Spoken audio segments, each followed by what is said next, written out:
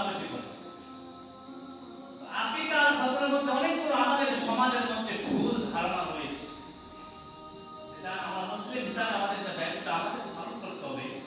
যেরকম এক নম্বর ধারণা হলো যে আকিকার মাংস দাদা দাদি বাপ দাদা নানা নানি খেতে পারবে না, সেটা নাকি তোমার কি মা বাবা গুলো খাওয়া যাবে না, এরকম ধারণা আছে।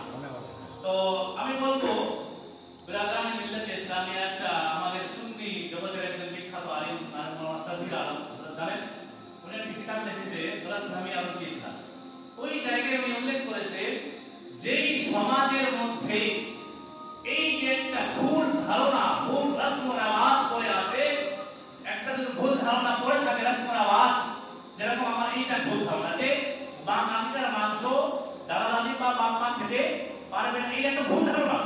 তো বলা হয় যে সমাজের মধ্যে যেই সমাজে এই ভুল ধারণাটা পড়ে গিয়েছে, এই একটা গলত রসম রেওয়াজকে মেটাবার জন্য যদি মা বাবা প্রথমে ওই আকিকার মাংস খায় তো রসম রেওয়াজ মেটাবার স্বভাব আল্লাহ দান করে।